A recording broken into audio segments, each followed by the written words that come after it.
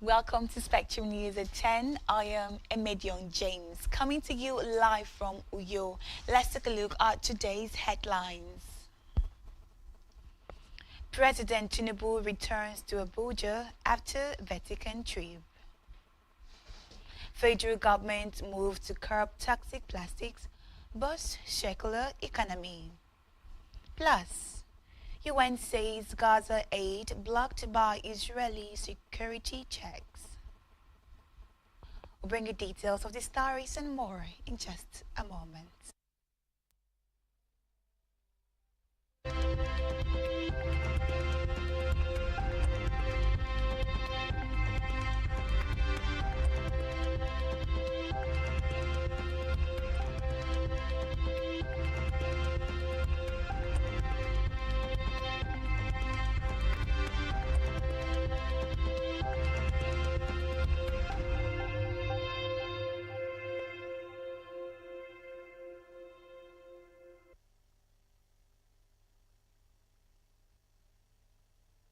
And thank you for joining us. First in the news this morning is that President Bola Tinubu has arrived in Abuja after a two-day visit to the Vatican City in Rome, where he attended the inauguration of the 267th Pontiff, Pope Leo XIV.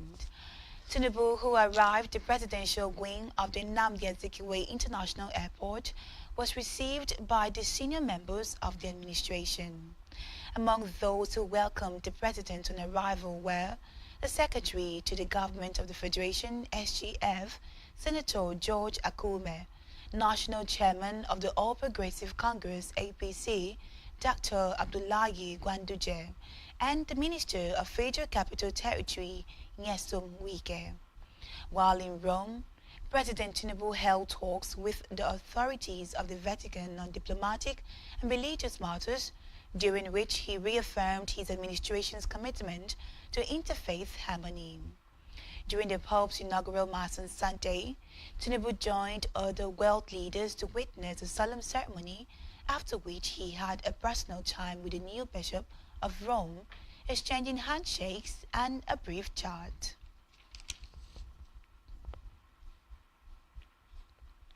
Away from that, the federal government has reaffirmed its commitment to tackling the growing threat of toxic plastics and electronics and boosting the circular economy in Nigeria. The Director General of the National Environmental Standards and Regulatory Enforcement Agency, Innocent Bariko, said this at the inception workshop for the circular and persistent organic pollutant-free plastics in African project in Abuja. This event was organized by Nasria with the support of the United Nations Environment Programme. The workshop was aimed at strengthening multi-stakeholders collaboration towards eliminating pulps in plastics and promoting circular economy principles in Africa. Bariko stated that the workshop will address the environmental challenges posed by pulps in plastic materials. He said that while electronic goods bring economic benefit, they also pose environmental risks as pulps can be released at various stages from production to disposal. In his keynote address, the Minister of Environment, Balarabe Lawal, said the project is an opportunity to reduce the import, production and the use of pulps in plastics containing products and the generation of unintentionally produced pulps with their attendant burdens of pollution and mobility in the country. We move now to the Red Chambers, where the President of the Senate, Senator Godswill Akpabio, has urged West African leaders to deepen regional integration, confront economic and security challenges head-on, and embrace a renewed vision of unity.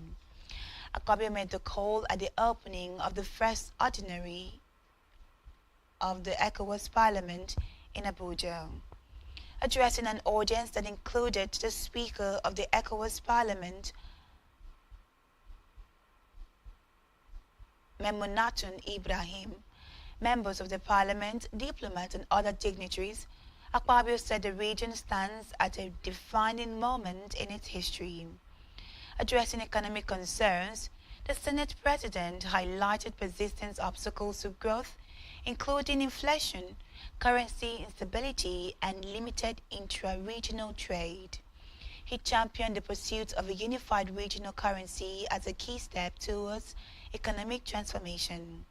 He urged the region to break free from outdated, fragmented approaches and embrace a truly integrated financial system that reflects the realities of the interconnected economies.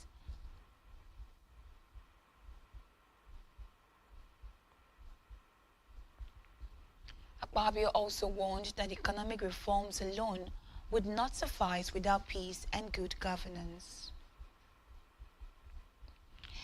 In the meantime, the Senate has passed for second reading a bill which seeks to amend the Proceeds of Crime, Recovery and Management Act 2022 with a proposal to establish a new centralized agency to manage assets and properties recovered from unlawful activities. The bill was sponsored by Senator Idat Adebunle, APC Lagos West.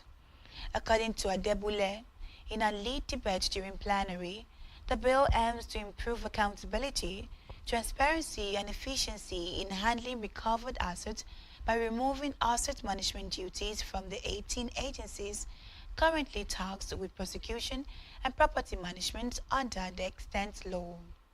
She described the amendment as a necessary step to address overlapping functions and inefficiency embedded in the current law. She explained that under the 2022 Act, each of the 18 designated agencies established their own proceeds of crime directorate, resulting in duplication of roles, lack of synergy, and inadequate safeguards for recovered properties.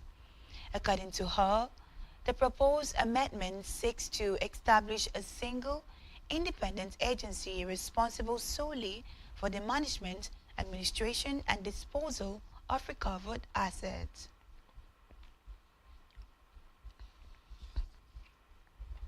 We move now to the Green Chambers, where the House of Representatives has passed for second reading the 1.78 trillion naira 2025 Appropriation Bill of the Federal Capital Territory.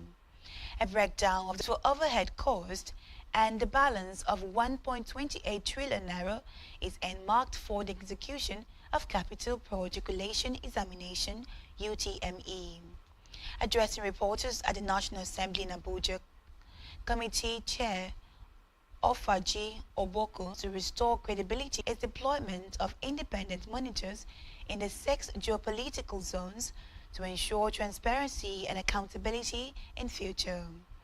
He praised the JAM Registrar Professor Isa Koluyede for his transparency and public apology, but maintained that the errors were avoidable. The lawmakers stressed need for reform, warning that the system cannot withstand another large-scale disruption. We move now to Africa, where Uganda lawmakers have passed a government-backed bill to authorize civilian trials in military court, defining widespread criticism by opposition figures and others who called it a backward gesture. The contentious legislation was introduced earlier this year after the Supreme Court ruled that civilians cannot be court-martialed, questioning the competence of untrained military officers to dispense justice. The bill states that civilians can be court-martialed if their alleged offenses are in support of or in association with persons subject to military law. It also says that presiding officers must be qualified in law. But opposition figures, rights activists and others insist such legislation is an anti-democratic effort as the West African country heads into election scheduled for 2026. In the meantime, the United Nations Secretary-General Antonio Guterres has said that without maritime security, there can be no global security. Guterres said this while addressing a meeting of the UN Security Council during a debate on maritime issues. Guterres stressed that all the facets of life are dependent on maritime security and all of humanity depend on the world's oceans and seas. According to him, the debate shines light on a fundamental fact that without maritime security, there can be no global security. Let's take a listen. Mitsotakis, Excellencies, ladies and gentlemen. I thank the Presidency of Greece for convening today's open debate on the importance of strengthening maritime security through international cooperation. This debate underscores, first of all, that the basic condition to preserve maritime security is the respect by all countries of the UN Charter and international law as reflected in the UN Convention on the Law of the Sea. Mr. President, from time immemorial, maritime routes have bound the world together. They have long been the primary means for the trade and transport of not only people, goods and commodities, but also cultures and ideas.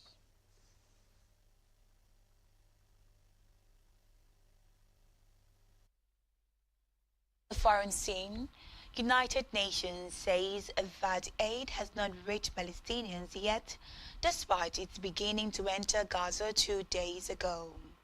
UN said the delays have been due to the new Israeli security process to get aid cleared to distribution warehouses, which they have described as long, complex, complicated and dangerous. It noted that the aid is the first in almost 3 months to trickle into the enclave.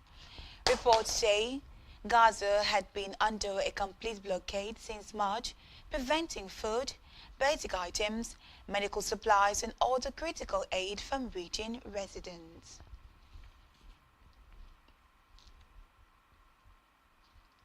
Still on the foreign scene, Governor Kathleen Hochul of New York has visited Seneca Land to apologize for the state operation of a boarding school that sanctioned ethnic cleansing of Native American children. Hochul apologized for atrocities committed at the long-closed Thomas Indian School, where Native children were systematically stripped of their culture and language and subjected to abuse. Reports say a thorough reckoning of the legacy of boarding schools for Native American children began a few years ago and led to an apology from then-President Joe Biden last year. But the trauma inflicted by New York State at the Thomas Indian School, which took a striking similar approach to the forced assimilation of Native children in schools run by the U.S. government, has largely remained in the shadows.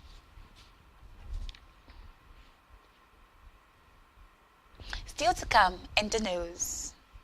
Man City beats Bournemouth 3-1 in the Brunus Etihad farewell. Stay tuned for details of this in just a moment.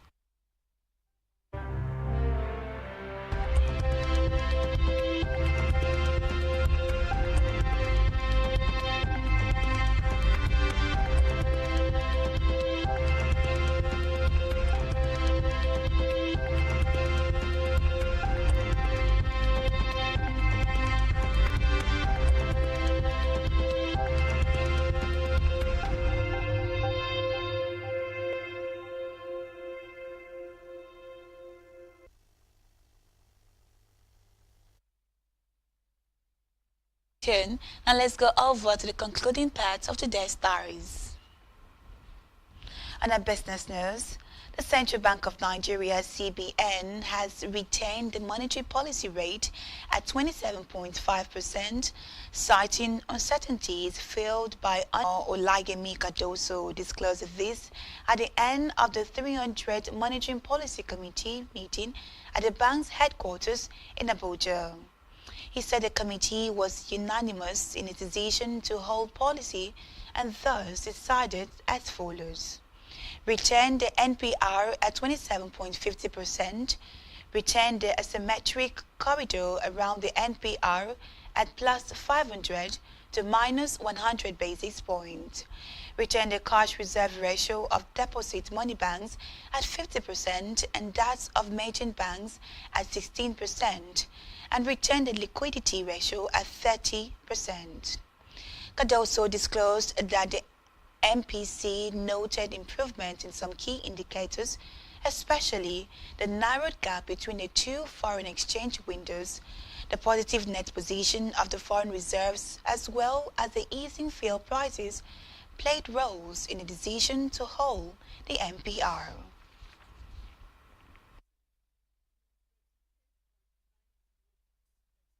Reserves increased by 2.85% to $38.90 billion as at 16th of May 2025 from $37.82 billion at end of March 2025. This represents an import of 7.6 months for goods and services. The balance of payments recorded a surplus of $1.10 billion in the fourth quarter of 2024 compared with $4.21 billion in the preceding quarter on account of moderation in current account surplus. Still in business, the federal government, through the Minister of Interior, Olubunmi Tunji-Ojo, said Nigeria has invested heavily in surveillance and intelligence gathering equipment at the nation's border points. The minister disclosed this in Lagos at the regional workshop on maritime border security in the context of counter-terrorism in the Gulf of Guinea. The minister explained that Nigeria has advanced passenger information (API) used to profile passengers coming into the country. According to the minister, the API was used to query the passengers' records and travel history. On the health news, the Society of Family Physicians of Nigeria has expressed concerns over the lack of routine screening for mental health conditions in Nigeria's primary health care system. Speaking at a press conference in Bagada, Lagos, to mark the 2025 World Family Doctor Day, President of SOPON, Dr. Blessing Chukwuchukwu, described the situation as alarming, noting that primary care providers often lack the training and tools required to identify mental health conditions early. She said the need for routine screening for mental health conditions in primary care settings is largely unmet and leaves significant gap in early identification and management of mental disorders at the community level, where family physicians are often the only accessible healthcare providers. Now to sports, where Kevin De Bruyne has signed off his last home game for Manchester City on a high as it beats Bournemouth 3-1 to close in on a place in the Champions League next season, and both sides finished with 10 men. Recall that Man City were stunned by Crystal Palace in Saturday's FA Cup final and desperately needed victory against the Cherries to help ensure the finish in the top 5 in an otherwise miserable season. Pep Guardiola's men are now in a strong position heading into Sunday's last game of the season at Fulham, where a point should be enough to ensure a return to European top table. While all eyes are on De Bruyne on his final appearance at the Etihad Stadium, a huge row greeted the return from injury of Roderick, who last featured back in September. Still in sports, Manchester City manager Pep Guardiola broke down into tears as Kevin De Bruyne waved goodbye to Etihad following his final game. The former Premier League champions have decided not to renew De Bruyne's contract, which expires this summer. This means that the 33-year-old will leave as a free agent after a decade at the club, where he won 6 league titles and a Champions League trophy. On Entertainment News, Nollywood actress Mercy Chinwo Okoji has addressed concerns about her health after a clip of her discussing a cancer scar recently went viral. In the clip, the actress, during a conversation with her colleague, Joke Sylvia, recounted her health struggles and her sudden weight loss, revealing that she had a cancer scar and underwent a thyroid removal surgery. Reacting in a video message shared via her Instagram page, Okoji clarified that she does not have cancer, explaining that a doctor thought a tumor on her thyroid was cancerous, but it turned out to be non-cancerous.